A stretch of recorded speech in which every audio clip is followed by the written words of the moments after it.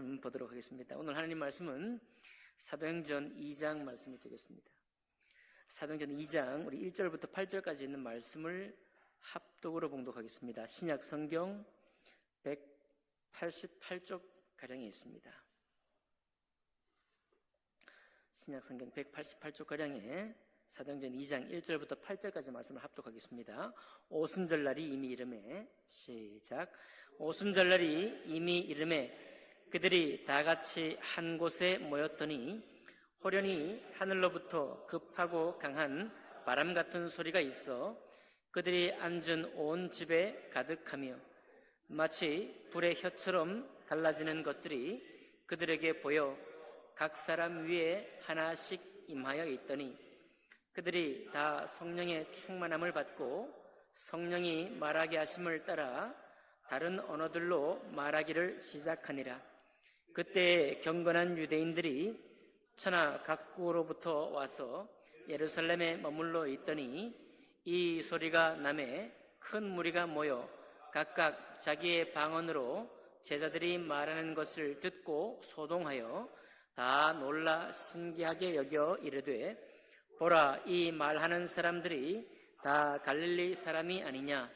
우리가 우리 각 사람이 난 곳 방언으로 듣게 되는 것이 어찌 됨이냐? 아멘. 말씀과 예배를 위해 기도하겠습니다. 살아계신 하나님 아버지, 주의 성령께서 이 땅에 처음 공중 가운데 강림하셔서 일으키실 교회와 또 세우신 교회 또 일으키신 역사를 인해서 감사를 드립니다. 그 역사가 오늘날에도 변함없이 우리에게도 있고 우리 속에 계속해서 역사하실 줄 믿습니다. 하나님의 뜻 가운데 또 주님의 뜻을 따라 살아가고자 하는 우리들에게 큰 격려가 되고 또 우리에게 새 힘이 되는 그런 이 시간 될 수 있도록 축복해 주옵소서. 우리 주님 앞에 우리의 삶을 의탁드리며 예수 그리스도 이름으로 기도하옵나이다. 아멘. 네, 오늘 읽은 말씀을 본문으로 해서 성령이 임하실 때라는 제목으로 하나님 말씀 나누겠습니다.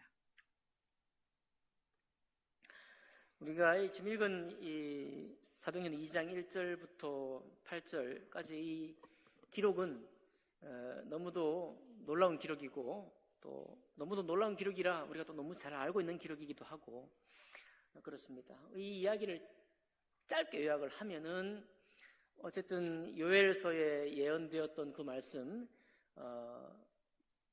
아이들이나 노인들이나 남종이나 여종이나 남자나 여자나 할 것 없이, 자, 그것들은 원래 유대인 민족에게서는 차별이 있던 그룹들인데 그 차별이 없이 되면서 그 모든 차별이 없이 전부 다 노인들도 환상을 보고 젊은 자들 어려서 모르는 게 아니라 어려도 이상을 보고 남종 여종 전부 다 부리는 종인데 그런 차별이 없어지고 부리는 종이나 주인이나 똑같이 하나님이 보여주시는 하나님 나라의 비전을 보게 된다라고 하는 그 예언이 있었죠. 요엘서의 비전. 그 요엘서의 비전이 오늘 오순절날 성령이 공중 가운데 예수 그리스도를 믿고자 하는 믿는 사람들이 모인 그 가운데 임하게 된 것입니다.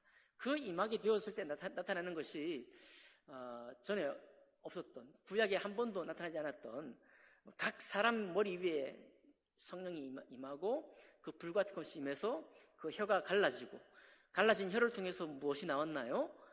여기 모여있는 많은 사람들, 각 지역의 방언들이 이 모여 앉은 사람들의 입에서 나오는데 그 나오는 말들이 다 어떤 말들이겠습니까? 각 나라의 말이죠. 각 나라의 말인데 우리가 실제로 이 해석을 해보니까 어떤 말이 되겠습니까? 예수 그리스도를 높이는 말씀이 되겠죠. 복음의 말씀이 되겠죠. 그냥 각 나라의 말을 맥락 없이 이런 얘기 저런 얘기 이런 뉴스거리 저런 뉴스거리 한 게 아니겠죠. 아니라 예수 그리스도를 높이는 우리의 인생의 주인, 삶의 주인은 예수이고 이 예수가 바로 우리의 주다. 너희의 주다. 우리 유대인의 주만 아니라 바로 당신들의 주다라고 하는 그런 이야기들이 이 가운데 가득 찼을 것입니다. 우리는 이것을 볼 때 그동안 많은 적용을 할 때 선교에 관한 말씀, 또 하나님께서 이 이방인을 위한 것이니까 이방인을 위해서 복음의 외인이고 하나님의 법에도 외인이고 관계없는 사람이었죠. 하나님의 택함받은 민족이 아닌 저 민족들에게 똑같은 복음이 저들에게 전해진 거니까 선교에 관한 말씀으로, 전도에 관한 말씀으로, 그리고 교회가 무엇보다 먼저 해야 될 것이 뭐냐? 선교다, 복음 전도다, 이렇게 말씀을 전하는 데 많이 주력을 해왔습니다. 여전히 그것은 사실입니다. 그러나 이 사도행전 2장 전체를 통해 보면 우리가 조금 더 다른 발견을 할 수 있습니다. 자, 첫 번째는 뭐냐면은 이 혀가 갈라져서 자기들이 익숙하지도 않고 한마디도 할 수 없었던 각 나라의 방언을 얘기했다. 이 말은 뭐냐면 우리 중에 누가 그런 말을 할 수 있겠어요? 우리는 우리의 언어에 익숙한 사람입니다. 한국말에 익숙한 사람이죠. 영어에 익숙한 분 계신가요? 튀르키예 말에 익숙한 분 계신가요? 아무도 없잖아요. 뭘 조금씩 배워봐야 말이 안 되잖아요. 저도 말이 속 시원하게 됐으면 좋겠는데 잘 안 돼요. 그러니까 우리는 우리의 살아생전 태어나서 배운 이 말이라는 것이 얼마나 고착화되어 있는지, 웬만하게 외국어를 배워서는 외국어가 술술 안 나옵니다. 근데 지금 술술 나왔다는 거예요. 이게 무슨 얘기입니까? 결코 될 수 없는 이 습관적이고 완전히 우리의 뇌는요, 한 5살 이상이 되면은 벌써 외국어가 배워지기가 어렵습니다. 어렸을 때 외국어 들어가면 그게 자기의 모국어가 되죠. 그냥 자기의 말이 되는데 이미 나이가 대여섯 살 이상 지나가 버리면은 벌써 우리나라 말, 자기가 배운 말이 모국어지 다른 나라 말은 외국어가 되는 거예요. 그래서 이 사람들 지금 평생 어른 될 때까지 뭐만 한 거예요? 히브리 말만 한 겁니다. 히브리 말이 이제 이때는 히브리 말이 아람어죠. 아람 말만 한 거예요. 아람어만 구사한 거예요. 그런 사람의 입에서 갑자기 튀르키예 말이 나오고 갈라디아 말이 나오고 다른 나라의 말이 나오고, 이 말은 뭐냐면은 우리가 그렇게 완전히 변할 수 없다, 바꿀 수 없다, 이 습관, 이 뇌 속에 심어져 있는 언어인데도 불구하고 그 언어가 나오는 게 아니라 전혀 익숙하지도 않은, 배워본 적도 없는 나라의 말이 나왔다. 완전히 우리 존재 자체가, 우리의 익숙한 습관 자체가 바뀐 겁니다. 이 순간. 여러분, 그러니까 복음이라는 것이 우리에게 떨어진다. 이건 지금 선교에, 그러니까 하나님의 뜻 가운데에서 유대인에게 한정되었던 주님의 토라, 주님의 율법 말씀을 아브라함에게 약속했던 모든 열방이 너로부터 복을 받을 것이라고 하는 그 언약을 이루시는 첫 번째 장면이잖아요. 그 어마어마한 언약을 기억하신 그 말씀이 실현되는 그 말씀인데, 그냥 그 말씀이 아니라 이 예수의 복음이라는 것이 우리 마음에 떨어지게 되면 우리가 어떻게 되느냐, 평생을 우리가 배웁니다. 우리의 이 사회에 살아가려고 배우고, 잘 살아가려고 배우고, 내가 주체적으로 서기 위해서 배우고, 우리 자녀 가운데 혹시라도 그냥 부모님 도움 없이는 살지 못한다 이러면 우리가 얼마나 안타까워져요. 그러면 우리가 정말 평생 내가 책임져야 된다 그러면 얼마나 우리가 짐이 있어요. 그래요, 안 그래요? 그렇잖아요. 그러니까 우리가 한 사람으로 온전하게 서는 것만으로도 얼마나 많은 그 간절함과 정성과 자기 수고가 필요한지 모릅니다.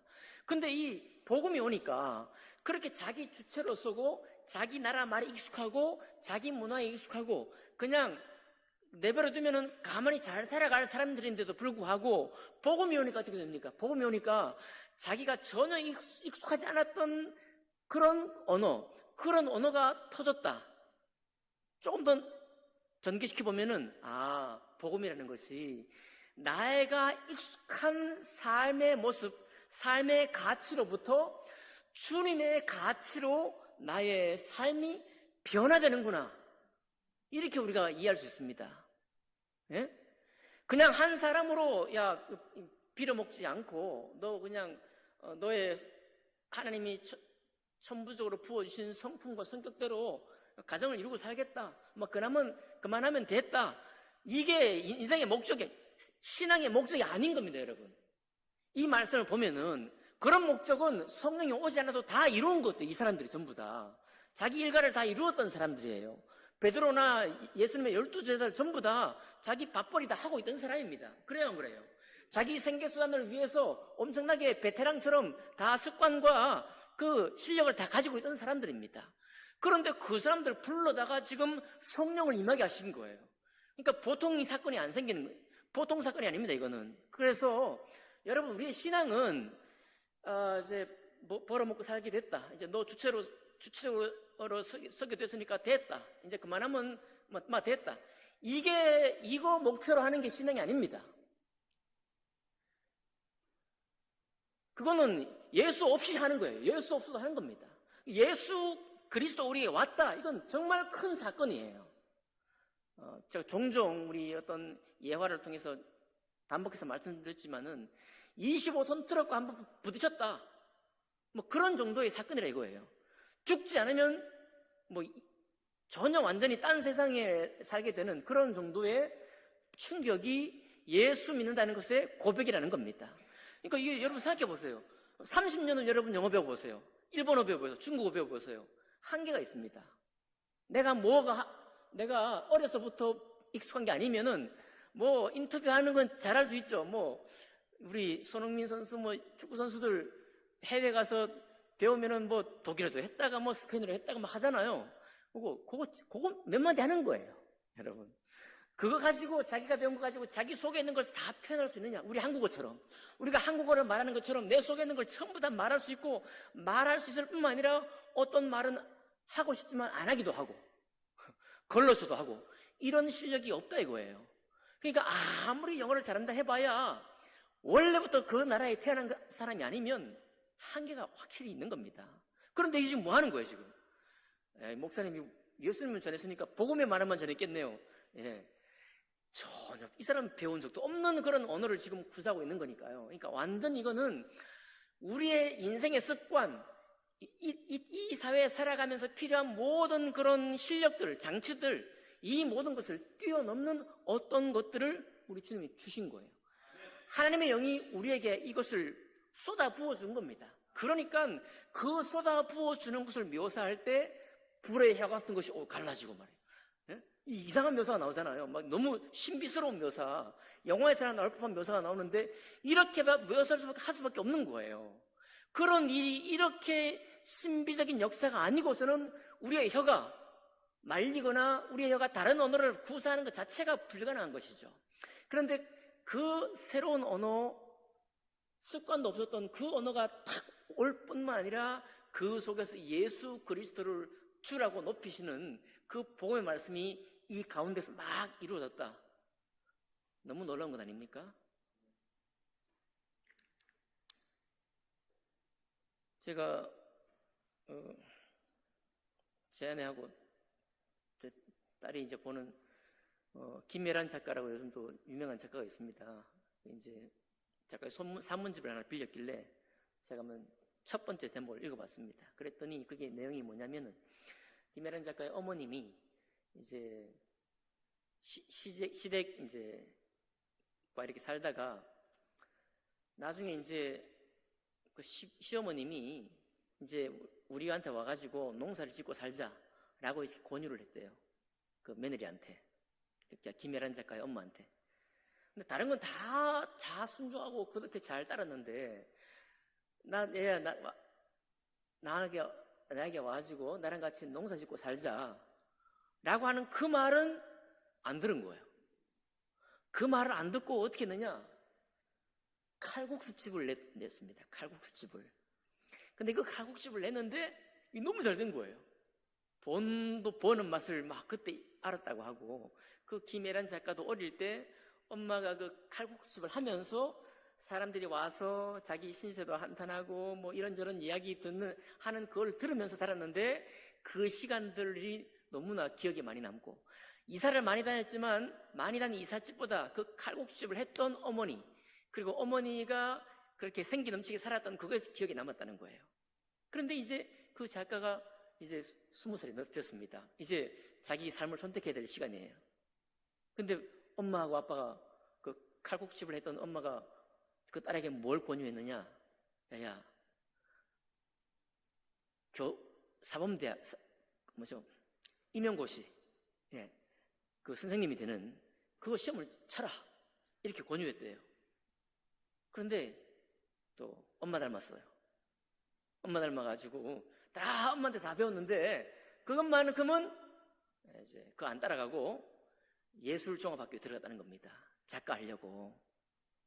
그거 누가 작가 글 쓴다 그러면은 여러분 우리가 걱정이 많이 되겠죠. 저 벌어먹고 살겠나 저거 저러다가 또 폐인되면 어떡하나 그런 생각 다 할 거잖아요. 그러니까 말은 못하고 이제 어머니의 그 권유를 거절하고 작가가 됐는데 지금 떴잖아요. 어쨌든 자기 인생의 최고의 선택을 잘한 것이다. 자기 엄마도 그 시어머님의 권유를 탁 뿌리치고 칼국수집을 한 것이 너무너무 잘한 선택이었고, 자기도 부모님이 선생님이 되라, 시험을 쳐라 이 권유를 뿌리치고 별로 안 좋아할 예술종합학교에 들어가고 작가가 된 것을 너무 잘했다는 거예요. 그러면서 하는 얘기가 내 어머니가 칼국수집을 하면서 어릴 때 내가 자랐던 거기서부터 내 인생의 8알을 내가 배웠다. 8알, 80%를 다 배웠다. 그런데 그 80%를 배웠는데 그 시어머님이 우리 엄마한테 80%까지 배우는 걸 배웠는데 100%까지 배우라고 요청하는 것, 내 엄마의 인생에 너무나 깊이 관여하려고 하는 거 할 때는 그것을 거절했다. 나도 내 어머니로부터 8알을 다 배웠지만 내 인생의 모든 것까지 다 이렇게 하려고 하는 엄마의 말을 거절했다 이거예요. 그 잘했다 이거예요. 2알은 내 몫이다 이거예요. 멋지지 않습니까? 여러분 8알을 부모님께 잘 배우셨어요? 여러분 2알을 여러분의 소신대로 사셨죠? 뭐 사셨나요? 못 짜지? 더 많이 소신으로 왔네. 6할 정도. 네, 맞아요. 저 그 표현이 너무 좋았습니다. 맞아요. 우리 자녀들이 분명히 2할이든 5할이든 다 자기 생각대로 갑니다. 그래요, 안 그래요? 아픔이 있죠. 내 뜻대로 하면 좋겠는데 아픔이 좀 있지만 사실 우리도 그랬고 우리의 자녀들도 우리에게 대해서 똑같이 그렇게 합니다. 근데 그게 다 어떤 과정이에요? 한 인생이 자기 주체적인 인간으로 서는 시간이에요. 그 분리의 시간이죠. 8알이나 이미 배운 겁니다. 안 배운 게 아니에요. 막 부모님한테 막 달려들려고 그러고 뭐 좀 다른 생각을 얘기 막 해도 이미 8알은 다 배운 거예요. 어떤 집이나 다 마찬가지입니다. 부모 안 배운 사람 아무도 없어요. 그렇죠? 하지만 2할까지 부모가 그 인생을 좌지우지 하려고 하면 절대 안 되는 것이죠. 그 2할은 그 인생의 몫입니다. 그래요. 제가 이 말씀 왜 드리느냐? 맞습니다. 모든 사람은요, 성장하는 과정에서 자기의 인생의 주인으로 자기가 주체적으로 살아가는 인생을 선택하게 되어 있고 그때 부모와 반드시 분리가 되게 되어 있고 그렇게 한 인생으로 우뚝 서가는 거예요. 우리는 그런 시간들을 바라보는 것도 얼마나 행복합니까? 얼마나 기쁘고 좋습니까? 그런데요, 이런 이야기, 이런 스토리가 우리에게 너무 강해. 그러니까 그 다음에 스텝이 별로 없어요. 자, 오늘 제가 여러분과 나누고 싶은 얘기예요. 이 사도행전 2장도 선교에 관한 것이다, 전도에 관한 것이다 이렇게 딱 정리해보고 하고 나니까 그 다음 스텝이 없어요. 이게 구원이다, 예수 믿으면 성령이 임하신다, 이거 구원에 관한 말씀이다, 구원받았다, 그 다음에 단계가 없다 이거예요. 그러니까 어떻게 보면은 우리가 처한 상황이나 한국교회나 모든 교회들이 처한 상황에서 왜 우리가 지금 세상에서부터 좀 그렇게 별로 흠모할 만한 그런 인상을 주지 못할까? 우리가 이런 본문들을 너무 교회 확장하고 선교하고 전도하고 구원받고 여기에 너무 많이 써버린 거예요.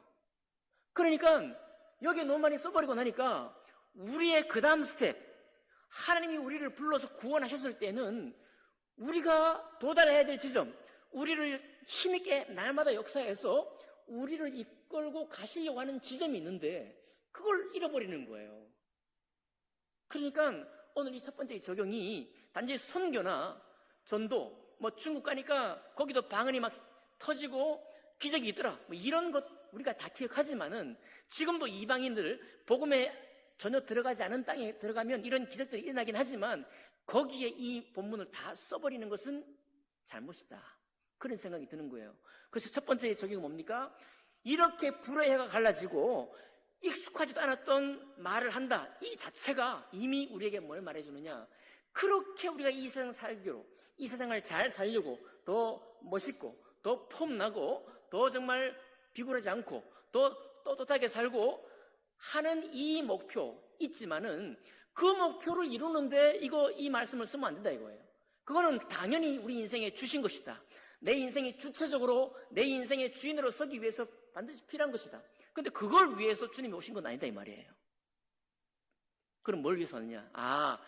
그게 쓸데없단 말이 아니라 그게 너무 중요한데 그 중요한 그 다음에 내가 그렇게 익숙하게 배웠던 것을 내가 주장하고 내가 그것을 다른 사람에게 가르치려고 하고 그것으로 막 심지어는 좀 심하면 우리의 자녀들에게 막 강요하려고 하고 이렇게 하는 삶에서부터 우리를 따로 떼어내서 네 인생에 너희가 주인이지만 이제부터는 예수 그리스도 너희가 잡아 죽였지만은 하나님 내가 다시 살리신 그가 너의 주요 그리스도다.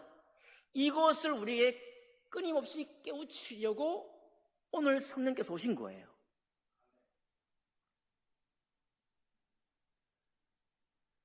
그러니까 우리가 너무 많은 세월 동안 나 한 사람이 이 사회에서 인정받기 위해서 너무 많은 시간을 보내잖아요. 사실 좀 빨리 인정받은 사람은 좀 이제 여유가 생길지도 모르지만 좀 빨리 인정받지 못한 사람은 어떻게 되겠어요?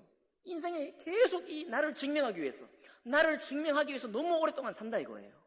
근데 주님을 만났다. 이 말은 야, 너 증명하는 것도 너무 중요해. 내가 그거 말리는 게 아니야. 왜냐하면 모든 사람이 그 과정을 거치게 되어 있고 주님도 우리가 한 사람으로서 가는 것을 볼 때 기뻐하실 거다 이거예요. 그러나 그렇게 다 써 있는 12제자를 불러서 다시 3년 반 동안 동행하고도 안 돼가지고 성령을 공급해 주신 이유는 그렇구나. 우리가 이 땅에 살면서 만들어 나의 가치, 나의 세계, 나의 관습, 나의 습관 이것을 넘어서는 고백이 바로 예수는 그리스도라신 그런 고백이구나. 이거 깨우치게 하려고 한 것이 아니냐 그런 생각입니다. 이것을 어떻게 알 수 있을까요? 자, 이렇게 지금 사도행전 13절까지가 그 놀라운 기적이 막 일어났습니다. 그 다음에 한참 동안 무엇이 있는가 하면 베드로가 설교를 해요. 베드로가 여러분 이거 술 취한 게 아닙니다. 이거 요엘 선지자가 말씀하신 바로 그 성령, 그 약속하신 그 성령을 우리에게 보내주신 것입니다 하고 그 다음에 뭘 얘기합니까? 아까 좀 전에 말씀드렸던 36절 보니까 그런즉 이스라엘 온 집은 확실히 알지니 너희가 십자가에 못 박은 이 예수를 하나님이 주와 그리스도가 되게 하셨느니라 하니라. 자, 결국은 베드로가 그 많은 사람들에게 무엇을 증거했느냐? 성령 오니까 대단하다. 이거 정말 어떻게 세상에 이런 일이 있을까? 놀란 게 아니고 자기도 놀라긴 했지만 그 놀란 목적이 무엇인가를 밝혀준 거예요. 인생에 열심히 살지만 하나님께서 우리는 우리의 습관으로는 예수 죽일 사람이다 이거예요. 유대인이 예수 죽인 게 아니고 그 사람은 우리를 대표해서 먼저 죽인 거고요. 예수님이 한국 땅에 먼저 왔으면 우리가 죽였습니다. 여러분 그거 이해하셔야 돼요. 그러니까 지금 유럽에서 유대인들이 예수님을 죽였다고 하는데 다 말도 안 되는 얘기예요. 엉뚱한 공격입니다. 이게. 본질을 놓친 공격이에요. 모든 사람은 어떤 민족이나 어떤 나라에 예수님 처음 왔으면 예수님은 죽으실 수밖에 없는 운명이고요. 죽으셔야 다시 사시니까요. 그런데 그걸 얘기하는 거예요. 그렇게 자기 일가를 다 세운 사람들한테 너희가 십자가에 못 박은 이 예수를 하나님이 주와 그리스도가 되게 하셨느니라. 이 말을 듣고 3,000명이나 구원을 받았다 이거예요. 성령이 임하신 기적도 너무 놀라가지고 귀가 열렸겠지만은 베드로의 설교가 사실은요 기적은 놀랍지만 그 말은 기분 나쁠 수도 있거든요. 너무 그렇게 못 산 거 아니야. 나 열심히 살았고 나 괜찮게 살았는데 내가 왜 예수 죽였대? 막 이럴 수 있잖아요. 그런데 그 말을 듣고 찔림을 받아서 하나님이 아브라함에게 약속하셨던 그 이방인을 향한 축복이 여기서 이루어지는 겁니다. 그 죄사함을 받고 심려 순종하라고 하고서 자녀들이 일어난 거예요. 이걸로 끝났느냐? 이게 끝이 아닙니다. 사도행전 2장 마지막 48절부터가 이제 문제예요. 왜 제가 이것이 단지 구원에 관한 말씀이나 선교에 관한 말씀이나 전도하자, 교회 성장하자 이런 말씀이 아닌 이유가 뭐냐? 48절부터예요. 사람마다 두려워하는데 사도들로 말미암아 기사와 표적이 많이 나타나니 믿는 사람이 다 함께 있어 모든 물건을 서로 통용하고 또 재산과 소유를 팔아 각 사람의 필요를 따라 나눠주며, 자, 이거는요 우리를 거슬러요. 이런 행동은 아까 한국말에 우리가 익숙한 사람이 다른 나라 말을 배워도 쓰기 어려운데 그 나라 말이 술술 나오는 것만큼이나 어려운 겁니다. 내 재산이에요. 내가 번 돈입니다. 내가 만들어 놓은 저축에는 돈이에요. 근데 그것을 가져와서 공중 가운데에서 나누고 함께 하나님의 교회에 지어진 교회를 위해서 더불어서 그 일을 하고 있는 겁니다. 이거 잡아다가 이제 공산주의 사상이 시작됐다 그러잖아요. 뭐 들어보셨죠? 그런 얘기 하는 게 아니에요 지금. 그러니까 이게 뭡니까? 우리의 거의 본성을 거스를 정도예요. 여러분, 언어는 그렇다 치고 이 재산을 서로 통용한다, 이거는 뭐가 이상해진 사람이 아니면 안 되는 겁니다. 그래요, 안 그래요? 그러니까 하나님 나라, 교회를 통해 하나님께서 이루기 원하시는 그 나라의 어떤 비전을 어떻게 지금 보시느냐, 여기가 끝입니다. 사도행전 2장의 방언의 놀라운 역사의 끝이 거기 이상한 말을 한 거기에 끝이 아니고 여기 2장 마지막 절이 끝인 거예요. 결국은 우리에게 완전히 체질이 되고 우리의 뼈속 깊이 새겨져 있는 이 땅의 삶의 습관을 거스를 만큼의 역사가 일어난 거예요. 그리고 그것을 우리에게 제시해 준 겁니다. 교회에게. 교회에 모인다는 것이 무엇이냐? 예수를 주라 신하는 것이 무엇이냐? 예수를 그리스도로 고백하는 것이 뭐냐? 그건 바로 우리의 육체를 거스르는 것이에요. 하나님의 영은 기뻐하나 나의 육체는 원치 않을 수도 있는 거예요. 근데 여러분, 여기 주님께서 오늘 이 말씀 아니고도 뭐라고 하십니까? 예수님께서 너희가 나를 따라오려거든 뭐라고 그래요? 자기를 부인하고 날마다 제 십자가를 지고 나를 쫓을 것이니라. 자기를 부인하라는 거예요. 자기를 부인하고. 아파르네오마이라는 이 헬라 동사인데요, 자기를 부인한 거예요. 자기를 부인한 게 뭐냐면, 이거 베드로가 예수님 모른다고 했을 때 있잖아요. 네가 나를 3번 부인하리라, 그 얘기예요. 그러니까 모른다는 얘기입니다. 근데 베드로를 보면 이해할 수 있죠. 야, 베드로가 예수님 아는데도 불구하고 나는 이 사람 모릅니다, 나는 이 사람 절대 모릅니다, 결코 이 사람을 모릅니다 라고 부인했던 그 똑같은 동사인데 자기를 부인하고의 그 동사가 쓰여요. 나를 따라오려거든 나를 부인하고 나를 모른다고 해라, 이 말이며, 내가 그동안 쌓아왔던 거, 내가 이 세상에서 나의 호흡이 끊어지기 전까지 여전히 유효하고 그걸 계속 쓸 것인데, 그렇죠? 계속 우리 배웠던 습관대로, 살아간 습관대로 살 것인데 그것도 변함이 없습니다. 틀림이 없죠. 그렇게 할 것이나 하나님의 뜻을 따라 몸된 교회를 이루고 사람들에게 예수가 그리스도요 주라 고백할 때 이 말의 뜻은 뭐냐? 바로 이와 같은 뜻이다. 너 스스로를 모른다고 해라. 그 뭘 알아야 돼요?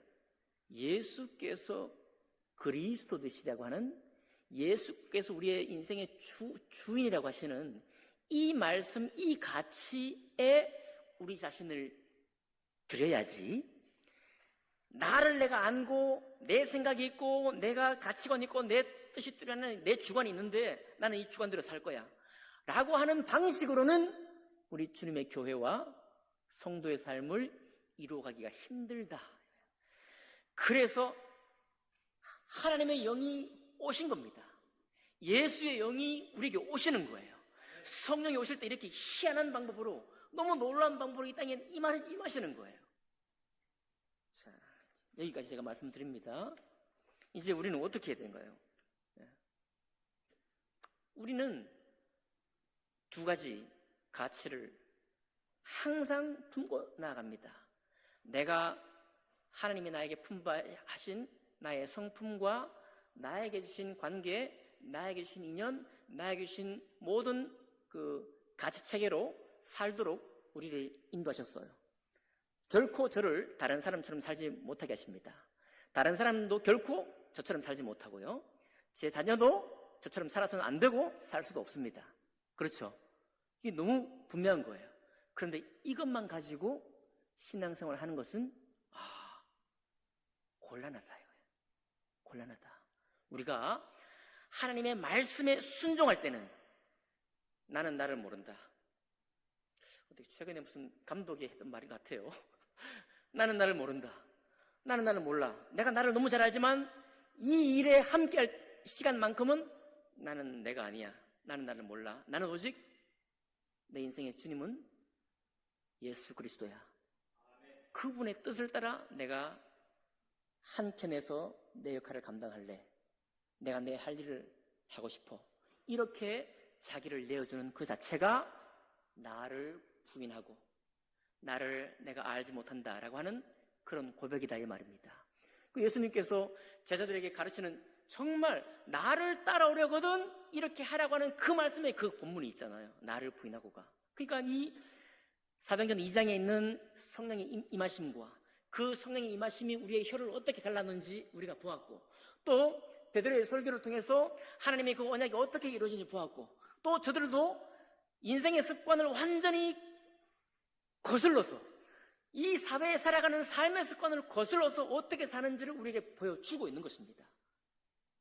그게 비전이라는 거예요. 비전. 우리가 이제 구원받고 선교하고 예배하고 이게 신앙의 끝이 아니라 이 신앙이 나아가야 할 지점을 찍어주는 거예요. 찍어주고 있습니다. 바로 그 일을 위해서 성령은 한 번 내가 구원받을 때 임하면 끝이면 되는 것이 아니라 하나님의 말씀을 받을 때에, 그리고 주님의 어떤 계획들이 우리에게 일어날 때, 하나님의 역사가 우리에게 일어나기 원할 때, 그리고 여러분 마음에 감동이 될 때 그 감동된 그 말씀을 따라서 행동하는 거예요. 순종하는 것입니다. 또 스스로 개척하기도 하겠죠. 스스로 하나님 일을 위해서 내가 떨쳐 일어나기도 하겠죠.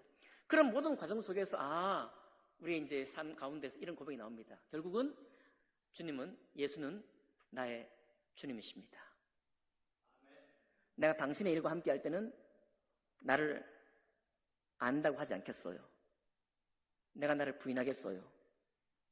그리고 내가 주님을 인정한 채로 살겠습니다. 이 복종의 싸움이, 이 믿음의 가치관 속으로 내가 들어가고자 하는 그 싸움을 사는 것이 바로 신앙생활이라는 것이죠. 여러분, 아직 우리가 어떤 비전을 어떻게 이루어야 될지 잘 모릅니다. 그러나 오늘 사도행전 2장을 통해서 우리에게 보여주시는 신앙의 지점들을 확인하셨다고 한다면 복 받으신 겁니다. 왜냐하면 우리 인생에 도달해야 될 지점을 찍어놨기 때문에요. 찍어놓으면 어떻게 돌더라도 그리로 가게 돼 있거든요. 여러분, 우리 신앙의 역동적인 신앙, 조금은 더 주님 앞에서 새롭게 되는 신앙, 그런 신앙을 일구어 가시는 저와 여러분 되시기를 주님 이름으로 축복합니다. 기도하겠습니다.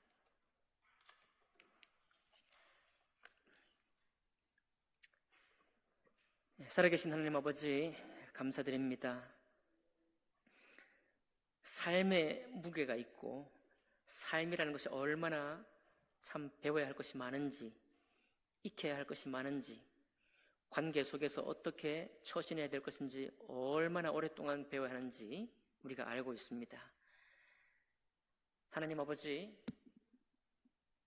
주님을 알고 성경을 알고 교회를 아는 모든 사람이 그 삶을 익혀가는 일에 신실할 수 있도록 축복해 주시옵소서.